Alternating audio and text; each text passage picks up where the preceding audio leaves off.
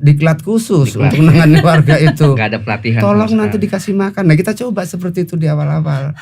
Di awal-awal nanti makannya kita apa? masakin. Lah itu keluarga ada 4, menunya macam-macam. Ada yang minta sayur asem, saya nggak suka sayur.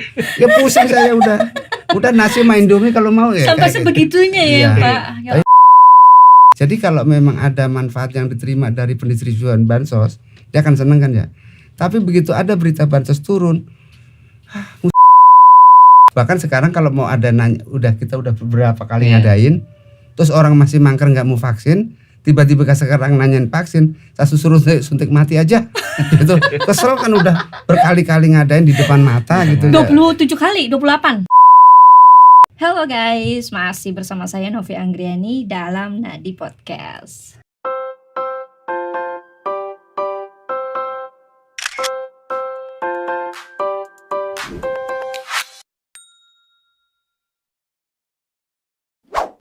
Oke, kali ini saya kedatangan 2 narasumber yang sebenarnya saya minta jadwal mereka ini udah lama banget, tapi mungkin berhubung kesibukan beliau-beliau ini yang mungkin baru bisa hadir dan mampir ngobrol-ngobrol bareng kita seputar keluh kesah, seputar pengalaman-pengalaman dan mungkin harapan-harapan bagi mereka semua yang ada di Nadi Podcast ini. Apa aja dan siapa saja, ini dia ada Pak Ihsan. Kebetulan beliau ini RT di RW 6 RW Pancoran RT 8 ya? RT 8. RT 8. Kemudian ada Pak RW, Pak Sutrisno di RW 8. RW 6. Terbalik terus saya ini. Pancoran Mas, Kota Depok. Iya. Halo Pak Sutrisno, Halo Pak Novi. Ihsan. Malam, Alhamdulillah banget ya, makasih banget sudah mau mampir akhirnya. Sama-sama. Saya minta jadwal dari Pak Ihsan udah berapa lama nih Pak?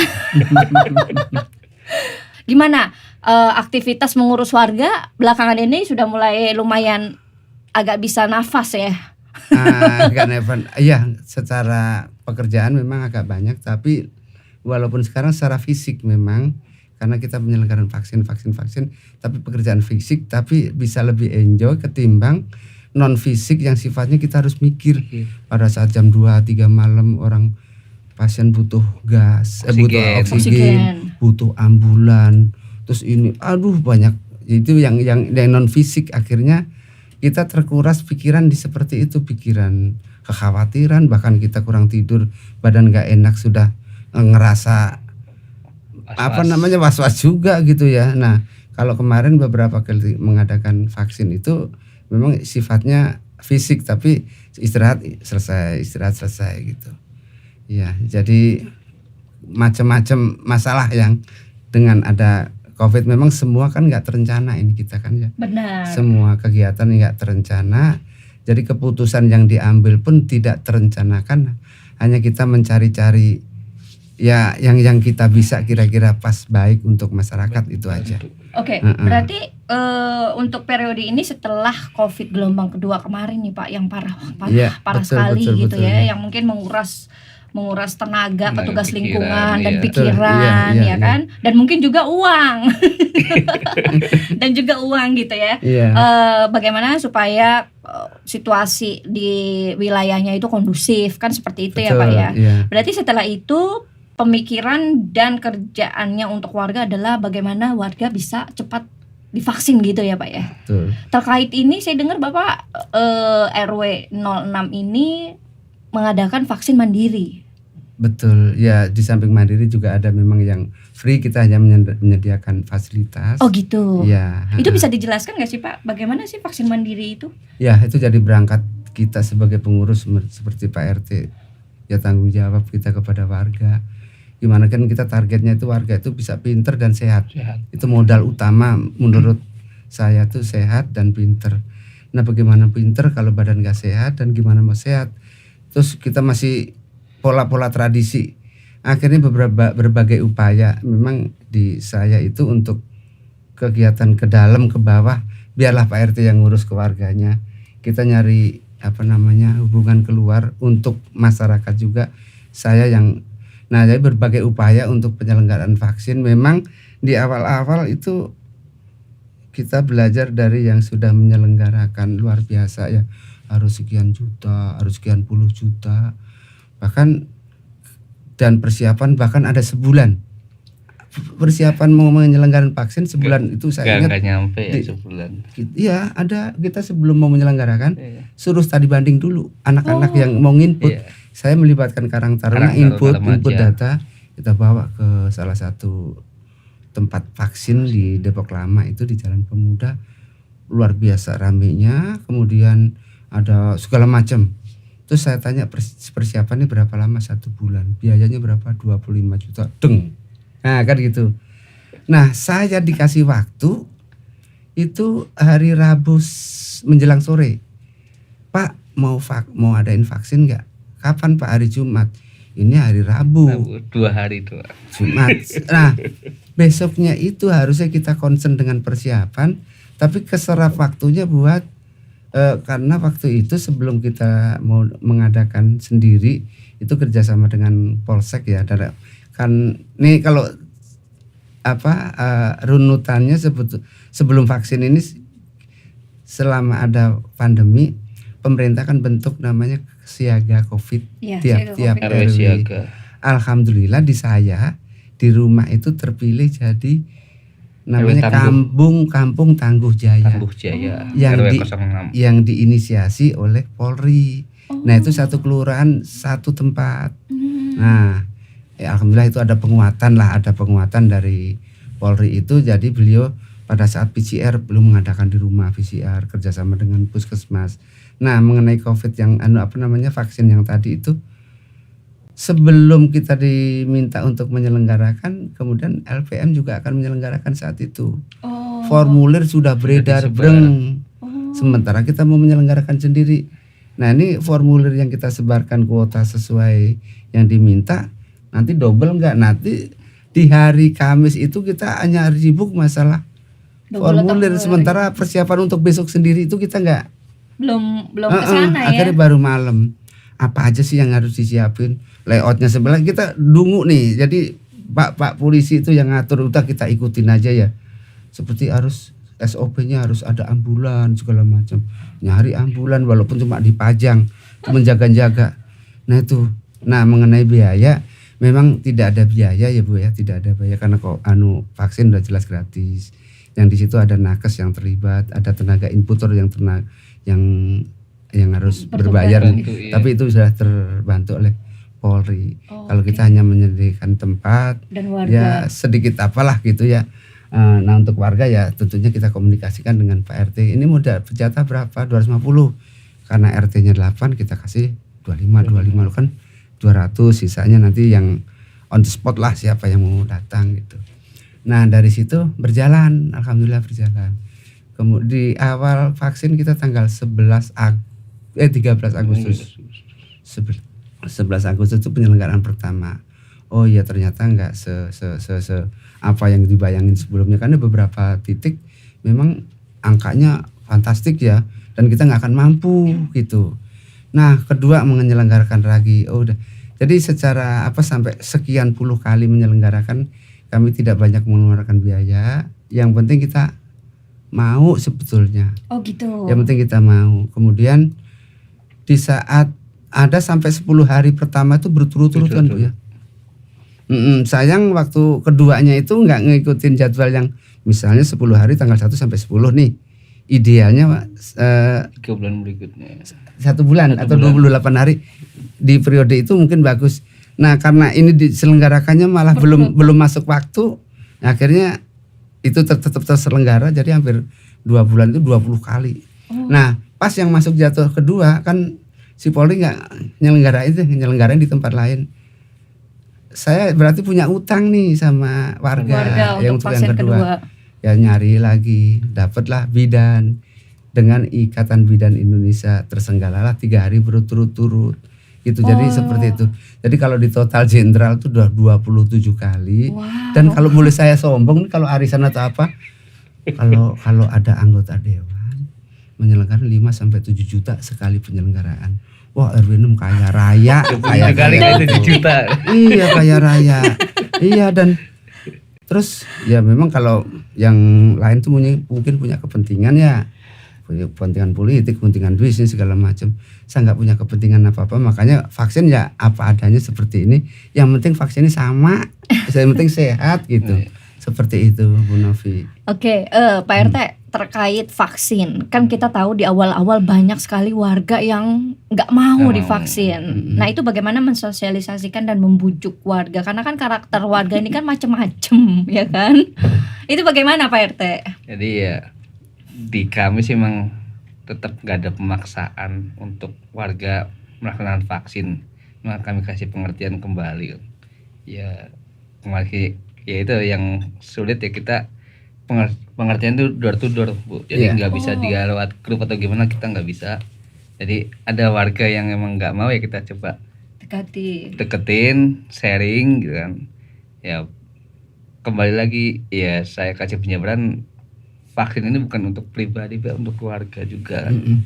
Dimana kalau kita udah vaksin minimal aktivitas kita sebagai ya orang tua untuk pekerja kan jadi bisa. Jadi kita melakukan pendekatannya nggak bisa lewat grup atau nggak bisa lewat, kita door to door. Ya bahkan kalau emang dilakukan itu kan saya juga kerja ya, jadi pas saat pulang kadang jam 10, kadang jam 11 kita ke rumah ngobrol gitu. Jadi ya emang itu bukan resiko ya, udah tahu menjawabnya kita sebagai pengurus, jam berapapun ya kita udah harus siap untuk warga ya. Gitu.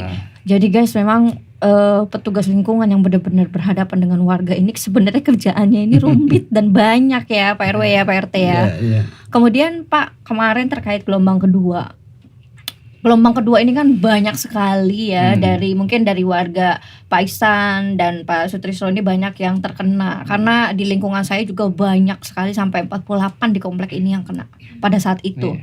Nah pada saat itu kan pasti crowded sekali, di mana semua orang mengalami hal yang sama. Terkait penanganan pada saat itu bisa diceritakan nggak? Bagaimana hiruk pikuknya, bagaimana stresnya menghandle warga yang sana kena, sini kena, yang sana minta tolong, yang sini minta tolong. Itu bagaimana dan upayanya seperti apa pada saat itu menghandle-nya? Ya, saya dalam hal ini juga kan konsultasi dengan RW juga ya. Jadi masih banyak warga gitu loh, ya yang masih paranoid ya terkait ada warga tetangganya yang kena COVID aja, jadi menjauh atau gimana ya. Kami sebagai pengurus itu yang sulitnya itu menjelaskan bahwa COVID ini bukan aib gitu loh. Ya kalau memang yang kena ya jujur ke pengurus. Kadang kan ada warga yang kena nggak ngomong ke pengurus. Betul. Jadi kita sebagai pengurus nggak tahu bahwa ada warga yang kena, jadi malah semakin lama ya semakin banyak warga yang kena lagi karena itu karena dia nggak mau terus terang, nggak jujuran. Itu makanya kita hasil pengetahuan seperti itu. Nah terus juga kita himbau juga ke tetangga gitu kan, bahwa yang COVID ini selama kita nggak ada kontak fisik gitu loh, ya itu nggak berdekatan, nggak akan kita tertular ya. Tapi tolong dibantu, misalkan ya kita bukan saja ada warga yang memang membutuhkan ya kan, ya kita dari sendiri kas RT sendiri kita bantu untuk kayak sembako, juga dari RW juga membantu, terus dari tangga kita bagi kan. Kalau itu pernah kejadian dalam satu hari 7 di warga saya yang kena, jadi kita bagi warga terdekat, khusus di warga terdekat yang kena bantu. Jadi warga yang terdekat coba bantu ke warga yang terdampak di situ gitu loh. Jadi ya kerjasama kita keluarga, alhamdulillah warga juga sama-sama saling ngerti gitu loh. Jadi atas kekompakan warga juga ya akhirnya kita bisa nanganin ini untuk yang COVID-nya, jadi nggak cepet ya Pak RW, nggak terlalu berlarut-larut. Jadi itu gitu Bu. Jadi bagi warga yang terkena pun kita himbau untuk isolasi mandiri. Ya, isolasi mandiri bukan hanya orang yang terkena, tapi satu keluarga tersebut yang memang tinggal serumah, kita himbau untuk isolasi mandiri, dan segala keperluan selama warga tersebut atau keluarga tersebut isolasi mandiri ya tanggung jawabnya pengurus. Makanya itu kita kerjasama dengan RW, gimana caranya yuk kita bantu warga yang memang isolasi mandiri biar segala keperluannya terpenuhi. Berarti memang repot sekali ya Pak ya, dari mulai mungkin mengurus hal medis mereka. Iya. Ya mungkin harus tes ini tes itu kan dari puskesmas ya. Iya. Kemudian mungkin obat, vitamin, Iya. kemudian sembakonya, Iya. kemudian mungkin penyemprotan itu kan juga penting kan untuk lingkungan. Jadi itu semua di cover, di handle oleh pengurus lingkungan. Iya, jadi kayak semacam pengambilan obat pun kadang dari puskesmas info ke pengurus. Nanti pengurus coba tanya ke warga, ada yang bisa nggak bantu, kalau emang nggak bisa ya mau nggak mau pengurus sendiri yang ngambil ke puskesmas gitu obat. Gitu. Terus juga untuk penyemprotan selama masa pandemi kemarin yang lagi banyak itu kita ngelakuin penyemprotan seminggu sekali. Seminggu sekali. Yang alhamdulillah ya juga kita punya alat semprot mandiri, itu juga swadaya dari warga juga. Untuk obat sendiri kita kadang dari minta informasi dari Pak RW dari mana kita minta obat untuk melakukan penyemprotan. Jadi penyemprotan itu kita lakukan seminggu sekali waktu pas lagi gencar-gencarnya. Iya. lagi gawat-gawatnya. Tapi kita tidak lupa juga untuk memakai APD untuk penyemprotan. Jadi Oke, gitu. berarti kan memang pada saat itu memang crowded sekali ya Pak, crowded sekali sehingga mungkin pengurus lingkungan juga kayaknya bakalan kewalahan kan, memang kewalahan ya. Kemudian untuk disinfektan yang seminggu sekali, apakah memang dijatah dari kelurahan atau mungkin setiap RT sudah ada jatahnya atau bagaimana ini Pak? Enggak. Jadi ya itu kalau Swadaya itu. disinfektan bukan swadaya. Jadi emang kita nggak mau bebanin warga karena kita juga tahu harga disinfektan waktu itu Lumayan. ya emang lumayan lagi tinggi-tingginya. Nah itu kita ya coba tanya ke Pak RW cari rekanan atau cari ya Sponsor. channel yang memang bisa. Yuk kita bantu kita mau penyemprotan ya alhamdulillah.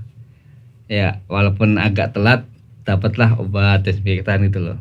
Jadi emang ya kita memang harus bisa gimana sih caranya biar jangan bebanin warga lagi ya kita keliling. Makanya kita ke Pak RW padahal juga pernah keliling ya Pak minta untuk ya obat itu desinfektan itu. Sama ini juga yang sembako pun ya emang selama ini dari RT kita ngakuin swadaya ya di RT untuk jadi gak hanya RT itu, jadi RT ini swadaya dikoordinir sama RW, dikoordinir ke RW, jadi di mana ada warga mau tuh di RT mana ya hasil swadaya satu RT tersebut gitu. Swadaya artinya RT yang patungan. RT-nya, pengurus RT-nya. Jadi dari kas RT dihimpun.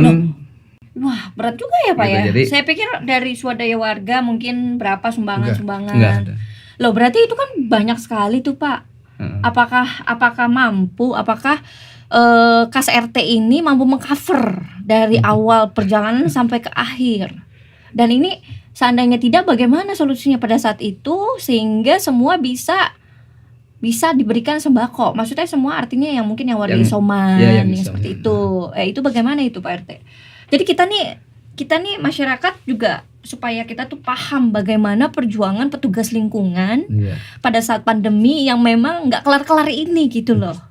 Ya jujur untuk warga yang isoman emang itu mandiri ya. Jadi kita bantuan ya maaf dari pemerintah sendiri emang nggak ada ya Pak untuk bantuan dari pemerintah untuk warga yang isoman. Jadi ya itu dari yang kas RT itu dikumpulkan ke RW untuk bantu warga yang di RW yang terdampak. Nah untuk lingkungan ada sendiri ya kita coba dah jadikan warga yang terdekat, yuk sama-sama kita bantu warga yang terkena yang terdekat. Karena kan satu RT itu nggak cuma satu, ada sekitar 5 atau 7 warga yang kena di satu RT. Jadi ya kita himbau untuk warga yang terdekat dulu. Jadi tiap warga tangga-tangganya bantu ke sini, ntar yang mungkin yang di gang sebelahnya tangga-tangganya bantu gitu loh. Oke, berarti sekarang terkait yang kemarin ini sempat jadi polemik, sempat menjadi berita hampir di seluruh daerah di Indonesia terkait dengan penyaluran bansos. Nah, apakah pada saat itu periode di bulan Juli ya, Iya. mulai mencuat masalah itu ya, mulai mencuat Juli 2020. khususnya di Kota Depok itu Juli 2021, benar ya Pak ya, dimana bahwa bansos tersebut itu warga mendapatkan senilai 600.000 untuk periode Mei dan Juni, benar ya, yang diberikan di Juli. Nah, pada saat itu apakah di wilayah lingkungan Pak RT sama Pak RW ini apa ada pungutan-pungutan, potongan-potongan, kutipan-kutipan seperti itu Pak? Baik. Kalau bansos yang uang mungkin kita mulai dari yang sebelum dulu. Ya. Sembako. Oh, sembako ya, sembako. Oke, Sembako. boleh. bagaimana di awal dulu kita suruh mendata warga, Input warga. Kemudian kenapa alhamdulillah RW 6 itu termasuk dapat yang banyak. Karena apa? Rupanya data itu setelah diinput masuk ke provinsi yang disebut Sapa Warga atau apa.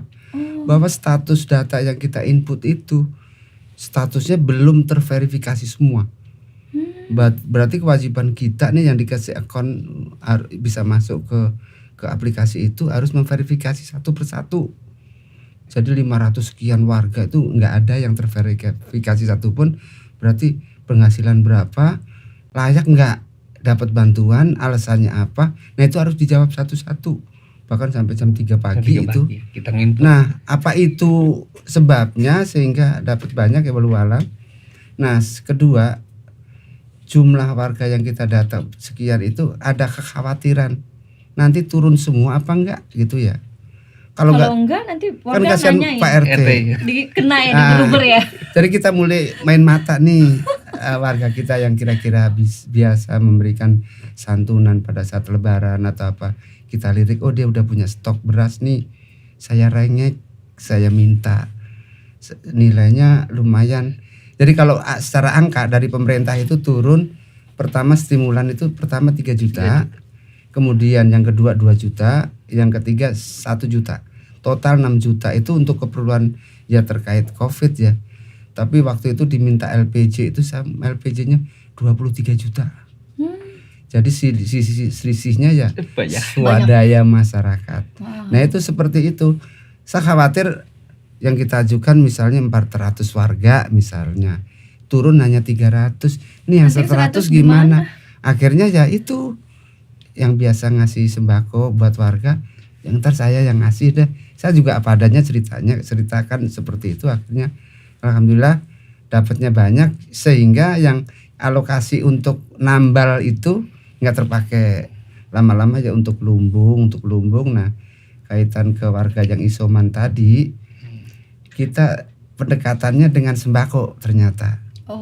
Jadi semua RT alhamdulillah pada saat warganya terkena itu lapor itu syaratnya ada KK, KTP, nomor handphone dan hasil tes ya. Nah yang administrasi seperti itu untuk keperluan medis kita langsung teruskan ke puskesmas. Yang satu lagi ke lumbung pangan namanya, lumbung pangan untuk menyerahkan sembako ke yang isoman. Nah dengan catatan ini sembako untuk selama isolasi mandiri, tapi jangan kemana-mana. Tapi kalau kemana-mana nanti warga yang kita kasih tahu nih, kalau situ punya penyakit gitu, biar mau dibikin aib apa, biar gak keluar maksudnya. Itu shock terapinya. Jadi alhamdulillah semua melapor. Nah kemudian yang untuk secara administrasi ke puskesmas itu, puskesmas akan follow up tindak lanjut menghubungi ke yang bersangkutan. Kalau udah nomor handphone dan identitas sudah sampai ke puskesmas, kadang-kadang kita malah nggak tahu, udah mulai tektokan langsung nih. Kecuali obat ini belum diambil, mungkin Pak RT ya yang ambil obatnya. Nah karena semua melapor itu akhirnya saya tuh masih ingat data sampai dengan di luar yang satu orang sekarang hari ini kita kasus 164. Wow, itu selama periode dari awal. Awal kan belum ada dong yang kena yang awal-awal sih. Awal belum ada. Ya, yang periode kedua kan berarti kan. Pokoknya rentan masa durasi masa Covid sampai bulan Agustus. Iya, berarti Mei, mulai Mei kan, mulai habis lebaran kan itu kan. Sampai grafiknya juga saya buat itu ada. Di bulan Juli itu yang luar biasa. Satu RW itu 164. Meninggal 8. Meninggal 8. Nah, dengan itu selalu update itu saya sampaikan ke gugus Covid kecamatan atau ke puskesmas.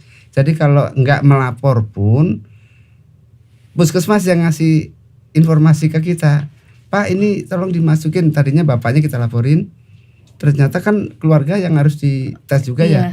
Nah keluarga itu nggak ngelapor ke kita. Akhirnya puskesmas yang ngasih, karena kita udah terlanjur ngasih data-data itu, tolong ini masukin, ternyata dites positif gitu.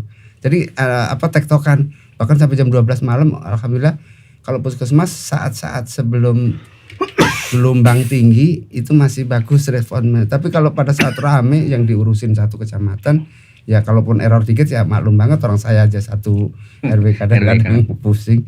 Nah itu pendekatan untuk warga. Berarti lewat sembako ya? Iya lewat sembako, atau ya mungkin Pak RT pinter-pinternya untuk ngondisiin warganya supaya tenang. Karena waktu itu kan pesannya kan kita nggak dapat diklat khusus untuk menangani warga itu. Nggak ada pelatihan. Tolong nanti dikasih makan. Nah kita coba seperti itu di awal-awal. Di awal-awal nanti makannya kita apa? masakin. Lah itu keluarga ada 4, menunya macam-macam. Ada yang minta sayur asem, saya nggak suka ya pusing saya udah nasi sama Indomie kalau mau ya. Sampai sebegitunya ya Pak. Ya tapi pada saat itu ya setelah rame ya kita nggak sampai seperti itu. Itu pendekatannya seperti ya dari sembako, dari segala macam itu. Dan terkait ini Pak, terkait OTG banyak nggak ditemukan? Nah pokoknya selama mereka itu tes, jadi semua lembaga kesehatan atau klinik itu kan tes, walaupun nggak lapor ke kita kan tetap harus ngelink ke puskesmas ya. Betul. Puskesmas yang ngasih tahu kita. Gitu. Jadi ada sekitar 5% yang nggak melapor kita, tapi puskesmas yang melapor. Ini terlanjur Bapak udah datanya ada, tolong dilengkapi sekalian nama ini masukin gitu. Jadi selalu tektokan terus. Oh gitu. Nah nyambung ke bansos masalah uang, alhamdulillah pesan-pesan jangan sampai, kecuali memang warganya berkenan. Ini saya punya rezeki dikasih, tapi kita jaga. Kalau audit mah kan nggak ngerti. Betul. Audit mah kan nggak ngerti. Betul. Haknya mereka ya mereka. Bahkan di kita tuh arisan RT ada yang warga, kita misalnya ngajuin 50 yang keluar 10, udah jangan terima. Nah kalau saya bilang 10 nggak diterima, kita jolim sama yang 10. Nah 10 kita kembaliin, yang mau ngambil siapa? Akhirnya malah nggak jelas kan. Nah seperti itu gejolak masalah data, itu kembali ke masalah data yang. Tapi masalah data ini itu data terpadu kesejahteraan sosial di TKS ini ya Pak ya. TKS ini artinya memang setiap bulan itu ya Pak ya, pembaharuan data dari petugas lingkungan ke kelurahan. Mungkin kan ada warga yang mungkin tiba-tiba di PHK, itu kan juga jadi acuan kan. Iya. Kemudian ada juga yang mungkin yang sudah meninggal, dan hal-hal seperti ini itu selalu dilaporkan secara rutin dong Pak, dari petugas lingkungan ke kelurahan lewat musyawarah kelurahan mungkin ya Pak. Walaupun kita nggak laporkan, pada saat terakhir paling terkari yang pendistribusian KKS, ya mungkin baru minggu lalu kali ya, KKS itu data yang udah meninggal. Ini mau dianterin ke kuburan atau gimana? Iya, jadi ada nama, saya ingat Pak Tohirin RT 2 itu udah lebih dari 10 tahun. Jadi apa gunanya kita verifikasi selama ini? Validasi yang lama muncul lagi. Yang udah pindah. Tapi dari pihak petugas wilayah, petugas lingkungan ini pasti sudah pernah dong melakukan apa sih itu, komplain ya ke atas bahwa ini datanya data lama ini, sementara kita selalu mengupdate data terbaru, itu bagaimana? Bahkan gini Bu Baya, dari Dukcapil pun kan sering menghimbau kalau mau update data harus terbitkan buku kartu kuning ya, peninggal kan.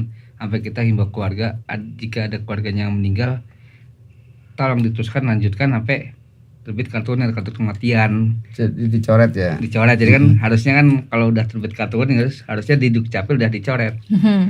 Tapi ternyata enggak gitu. Makanya ya kadang kita mau nanya ke siapa, kita nanya ke petugasnya pun dilempar lagi, coba nanya ke sini. Sementara kemarin ngedata ya. Saya juga tahun lalu ngedata itu hampir 1.000 lebih. Hampir 1.000 lebih bantu itu yang di komputer itu, yang apa sih? Itu dari mana sih waktu itu? TKS. Dari pusat itu ya, dari pusat ada dari provinsi kan kalau nggak salah ya. Dan itu saya bantu juga, itu bantu warga, tapi akhirnya ya alhamdulillah itu dapat sih, cuman itu dapatnya itu kayak sembako apa sih Pak RT waktu itu, Kemensos sekian 1.000 sekian gitu kan. Nah itu yang saya dapat waktu itu, dan akhirnya itu disuruh karena di Depok waktu itu Kemensos bansos itu pas banget turun, dioper lah suruh ke Cianjur. Jadi saya paham banget itu data-data, dan warga yang menanyakan itu banyak sekali. Saya juga jadi pusing, padahal kan kita niatnya bantu gitu kan. Makanya akhirnya saya mencoba memakai dana pribadi. Ya udah, yang nggak dapat dari sana, yang kita datanya masukin, tapi ternyata kan warga nih kalau udah ngasih kakak ini kan berarti Iya. kayak jaminan dia harus dapat gitu loh. Itu yang Iya. takut Iya, itu sehat dia. kami sekarang ya Pak RT. Tapi bisa satu hari berubah menjadi pengusaha, Bu. Bener. Saat sekarang berondong saya sebagai yang harus minta. Tiba-tiba ada program UMKM dapat modal 1.200.000 apa 2.400.000. Datang saya jadi pengusaha ini, pengusaha jualan ini, jualan. Bisa dalam sehari berubah. Oh gitu. Iya kan saya jualan online, saya jualan. Kalau jualan bener sih mungkin ya. Tapi begitu dicek kan akhirnya Online. sekarang polisi, tentara itu ngurusin UMKM. Karena apa ya nggak tahu nyari target orang asongan itu dimintain foto di tempat gerobaknya, mintain fotokopi nomor handphone, langsung dapat undangan yang polisi ke Polres, yang tentara ke Kodim. Nah ini belum lama ini. Nah ini kan jadi polisi ngurusin UMKM, tentara ngurusin UMKM memang seperti kebetulan di rumah itu jadi base camp. Iya. Itu. Oke, jadi ya ini juga kan yang mungkin harus menjadi apa ya, sesuatu yang harus direvisi mekanismenya ini. Iya, iya. Birokrasi ya Pak ya. Betul. Dari birokrasinya ini mungkin juga bukan verifikasi data, namanya validasi data ya. Validasi. Bahwa yang dilakukan oleh petugas lingkungan setiap bulan ya. Pokoknya rutin pembaruan data itu seharusnya memang dari sampai ke pusatnya itu memang sudah harus dirubah juga. Sehingga kan setelah kejadian seperti itu sudah berapa kali bansos diterima, akhirnya jadi rusuh kan. Saya ngirimin kakak nggak dapet kok, yang dapat malah si Anu yang kaya, yang seperti itu gitu loh. iya. Bahkan juga ada sentimen-sentimen dari warga yang bilang, wah yang dapat itu pasti keluarganya petugas Pengurus. lingkungan, pengurus. Tapi ini terjadi juga nggak Pak? Terjadi. Pasti. Itu mah banyak Bu. Bahkan ya kemarin sempat dari dinas sosial yang pakai foto ya Pak RT ya. Foto, jadi emang yang verifikasi data sampai dipoto rumah segala macam. Ya cuma kok data yang timbul ya nggak sesuai dengan data yang kami pengurus berikan. Kumpulkan, Ini loh iya. warga yang benar-benar membutuhkan. Jadi itu jadi nggak sinkron, jadi kayak ada miss kok. Sebenarnya bukan gak sinkron itu Pak. Artinya mereka tidak bekerja untuk memperbarui data. Iya dong, kalau mereka masih memakai data lama terus. Lucu lagi begini Bu. Misalnya mungkin Pak RT kan suka kayak saya kirim nama-nama Iya. ya. Tolong nama-namanya udah pindah atau udah meninggal. A B C D Layak E. apa tidak? Nah, yang Pak RT kenal pasti nama bapak atau ibu ya. Iya. Kalau nggak ada nama bapak ibu, misalnya si A itu nggak ada di warga kita, mungkin suaminya nama ibunya nggak ada nih, dianggap nggak ada Pak RW, mungkin bukan warga kita atau salah alamat. Nah itu sering kali terjadi. Nah kemudian ada Pak RT 4 itu ngasih, ternyata anak itu muncul padahal tidak diajukan, itu nama anak yang lahir tahun 2012. Anak di bawah Belum umur punya itu KTP. muncul namanya. Nah itu kalau Pak RT, makanya setelah itu tolong Pak, kalau memang nama bapak ibunya mungkin bisa jadi nama anaknya, tolong di-share ke warga barangkali. Ini kadang-kadang anak baru lahir malah dapet, yang ngajuin nggak dapet. Ini di kejadian seperti itu. Jadi banyak yang nama itu tidak pas, bisa jadi sebetulnya pas tapi nggak pas untuk usia yang harus dapat bapaknya atau ibunya gitu loh. Jadi nama anak yang baru belasan tahun malah Sudah RT nggak merasa ngajuin kan ya. Nah itu yang perlu diperbaiki lah ya, diperbaiki. Tapi diperbaiki. kalau yang punya ingetan tambah stres. Ini kemarin diinget saya koreksi kok muncul lagi. Koreksi stres kan ya puyeng. Kalau yang lupa ya dikerjain aja gitu. Jadi nggak ngerti nih untuk data ini saya. Nah, ya, jadi sepertinya masalahnya memang di sana, bahwa mereka dari mulai pusat ya, dari dari Mensos, kemudian dari Dinsos, mereka masih memakai data-data yang lama, yang seharusnya, karena kan pada saat COVID itu kan beredar kan link Iya, untuk iya, masukin data, masukin pembaruan data warga pada saat COVID kemarin. Tapi ternyata memang yang bikin kaget ini, warga sudah ngumpulin kakak, sudah ngumpulin KTP, ternyata namanya nggak keluar, datanya masih yang lama. Akhirnya kan bentrok dengan petugas lingkungan lagi yang disalahkan gitu. iya. Waktu itu saya bisa berpikir, aduh kasihan banget ini petugas lingkungan Pak RT. Saya sering komunikasi dengan Pak Isan loh. Pak, gimana Pak ini? Sering sekali, karena memang menurut saya memang bukan pekerjaan yang mudah ya, dimana kita ini ada 260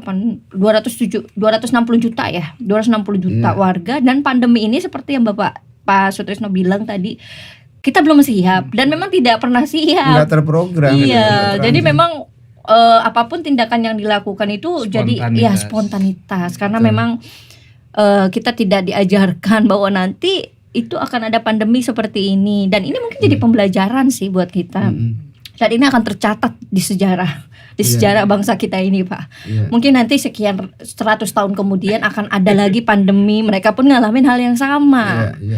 Jadi ya mungkin seperti itu, terkait oleh data yang tidak divalidasi atau bagaimana nih Pak ya jadinya. Data DTKS yang sebenarnya dari petugas lingkungan pun sudah mengupdate.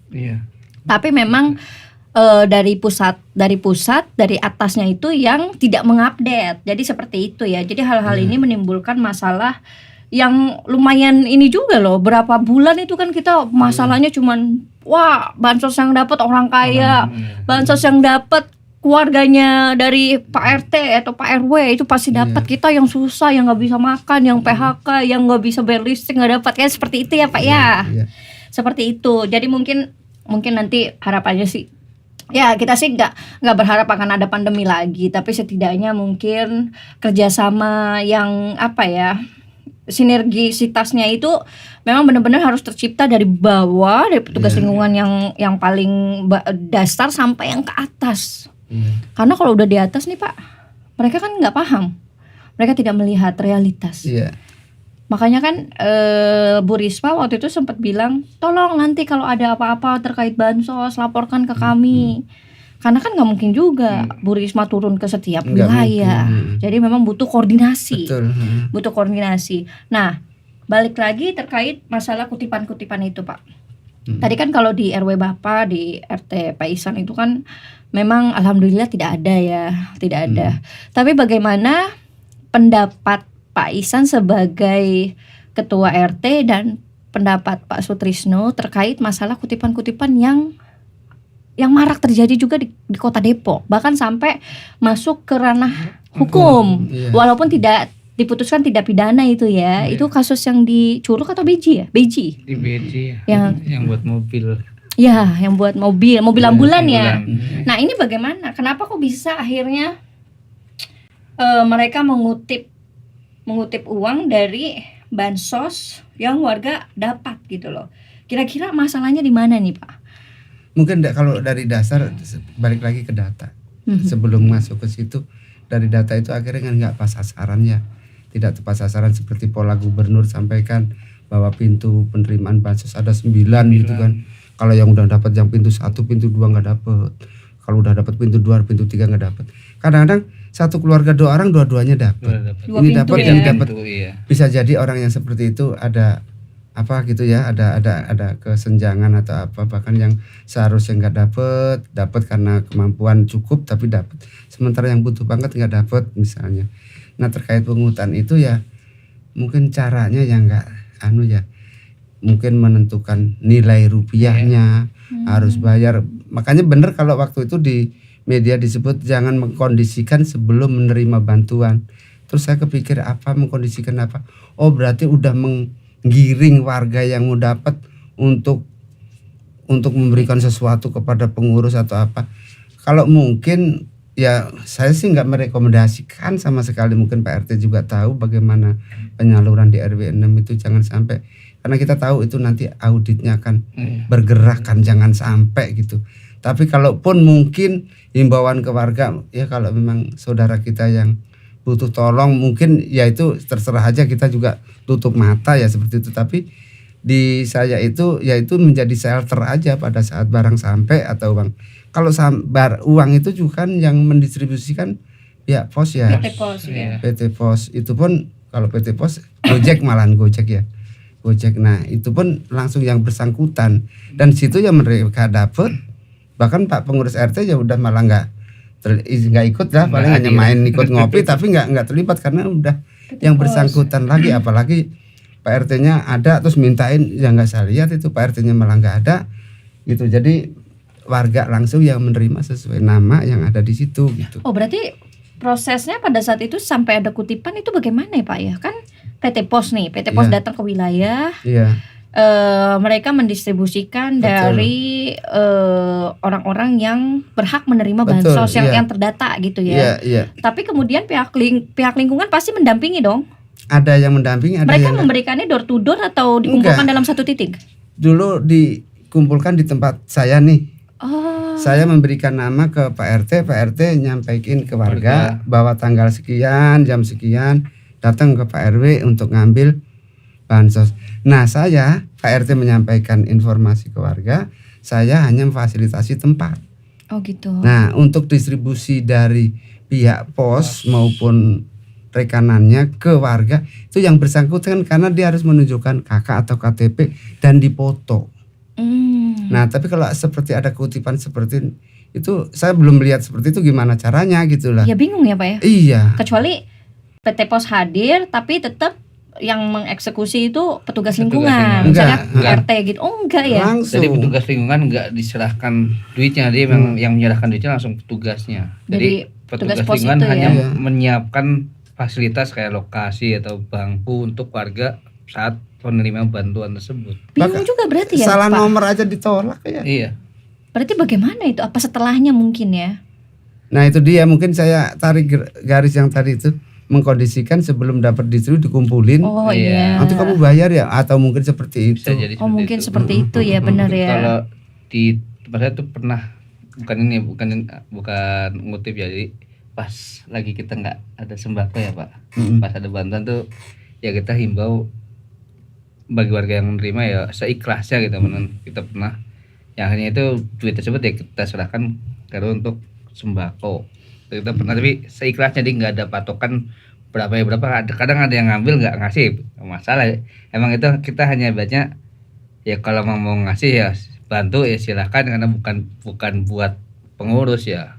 Jadi kan ya benar kata Bu Novi ngomong, saat ada warga yang benar membutuhkan tapi nggak dapat. Nah, itu Betul. yang kita khawatirkan seperti itu, makanya dari uang tersebut yang warga yang penerima itu keikhlasan dengan sukarela ngasih berapapun ya itu kadang maaf untuk menyamakan, karena kan gak hanya 1-2 warga yang nggak dapat tapi membutuhkan, di saat bersamaan hasil dari sumbangan warga yang dapat ya mungkin nggak bisa dibagi untuk 2 atau 3 orang. Ya mau nggak mau kadang kita untuk ngepasin kayak pribadi untuk ngepasinnya gitu. Sampai begini Bu, bansos dapat harusnya seneng ya, tapi ada satu hari mati, jadi musibah lagi. Jadi kalau memang ada manfaat yang diterima dari pendistribusian bansos, dia akan seneng kan ya. Tapi begitu ada berita bansos turun, musibah lagi. Karena apa? Jujur, bansos itu turun ke kelurahan, kita harus eksekusi pakai mobil, dari mobil gede ke mobil kecil, distribusi tenaga, itu uang kas RT harus Keluar. ambil lagi. Oh berarti nggak ada bantuan untuk kayak apa sih, honor untuk tenaga untuk para pengurus lingkungan, nggak ada sama sekali ya? Ada dari kantornya. Alhamdulillah pengurus masih kerja. Oke, setidaknya para netizen mungkin bisa mengambil kesimpulan bahwa apapun alasan memang kutipan ini tidak dibenarkan gitu ya Pak Betul, ya. iya. Bahkan untuk di Kota Depok sendiri sudah ada surat pemberitahuan yang dikeluarkan oleh Dinsos kepada seluruh lurah Iya. yang ada di Kota Depok ini bahwa memang kutipan itu tidak diperbolehkan apapun alasannya. Dan mungkin bahwa kita juga harus paham bahwa petugas lingkungan ini kerjaannya ini memang sangat berat sekali di saat pandemi ini ya Pak ya, sangat berat, dan memang tidak ada honor khusus ya Pak ya, tidak ada honor khusus yang memang diberikan oleh pemerintah, baik pemerintah pusat ataupun daerah maupun dari PT Pos sendiri yang melakukan MOU dengan Kemensos ya. Yang mereka kan MOU dibayar tuh Pak. Betul. Seharusnya mungkin mereka ya udahlah dapat nih misalnya untuk petugas lingkungannya gitu. Tapi ternyata kan memang enggak gitu ya Pak ya.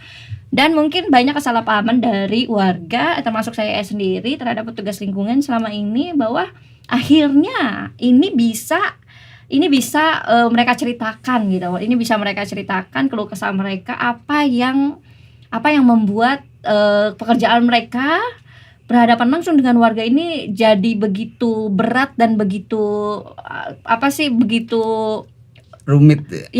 begitu rumit ya, benar. Jadi begitu rumit bahwa yang pertama kita tahu itu masalah data. Ya, Masalah data yang mereka selalu update tapi ternyata di atasnya itu yang tidak diupdate. Kemudian yang kedua mungkin masalah terkait kutipan tadi kita sudah bicarakan. Kemudian yang terakhir ini, nah saya mau tanya nih Pak, sebelum kita tutup podcast kita kali ini, apa antisipasi Bapak untuk gelombang ketiga COVID yang akan diprediksi itu dalam beberapa minggu ke depan? Bapak kayaknya palanya ini udah pusing. Saya sudah tidak bisa bayangin kalau itu gelombang 3 mau masuk. Kemarin yang kedua yaitu upaya kita dengan penyelenggaraan vaksin itu. Udah berapa persen Pak warga? Kalau per 30 itu 93%. Nah belakangan sudah saya nggak hitung kalau udah lewat itu gitu. Bahkan sekarang kalau mau ada nanya, kita udah beberapa kali ngadain, terus orang masih mangker nggak mau vaksin, tiba-tiba sekarang nanyain vaksin, saya suruh suntik mati aja. Gitu. Kesel kan udah berkali-kali ngadain di depan mata gitu. 27 kali, 28. 27 kali ya. Nah harapan kedua sih mudah-mudahan lewat deh, jangan lewat RW 6 lagi. Kalau RW lain boleh gitu Pak? Iya. Jangan juga gitu. Tapi gini, katanya ada sistem apa namanya? Yang vaksin ketiganya itu. Oh turbo booster. Booster ya. Booster. Nah tetap kan puskesmas juga masih ada vaksin dan beberapa. Kayaknya itu hanya untuk petugas bisa kok. Medis. Bisa juga Pak. Kemarin itu yang apa? Yang Sinovac. Warga bisa mengaksesnya Pak? Bisa. Oh tidak lihat dia pekerjaannya apa dulu gitu. Bisa, yang penting bisa berarti bisa. Ya. Wah saya juga mau kalau gitu. Kepengen itu jadi biar ada penguatan imun kita. Iya karena memang varian yang terakhir ini Pak banyak yang saya baca berita bahwa ada beberapa vaksin yang tidak bisa mengcover, tidak bisa membackup itu. Ada beberapa vaksin yang memang karena kan varian virus COVID-19 ini kan semakin dia tuh up to date Pak, pinter dia.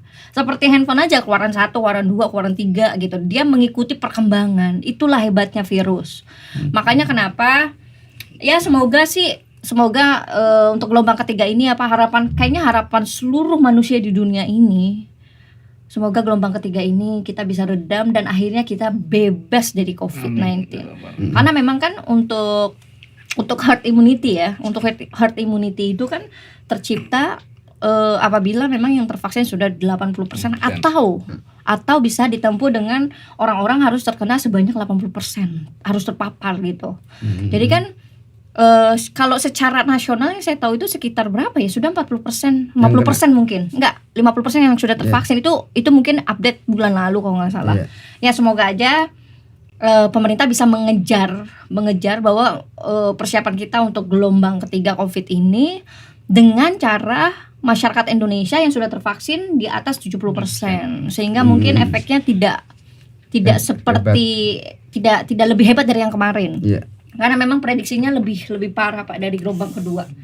Ini sekarang di Eropa sudah mulai. Padahal mereka sudah tervaksin. Kemudian sekarang yang lagi bermasalah juga Singapura, Malaysia. Ya Allah. Itu sebentar lagi ke kita. Jangan. Iya, sebentar. Jadi mungkin peran serta dari petugas lingkungan dalam hal ini juga keterlibatannya masih belum selesai nih Pak. Masih belum selesai. Jadi memang mengurus warga ini kan ada warga yang bandel gitu kan. Udah dibilang jangan keluar, jangan deket-deket, masih aja gitu. Yang melakukan kegiatan-kegiatan masyarakat yang mengundang kerumunan. Mungkin hal ini yang bisa dijadikan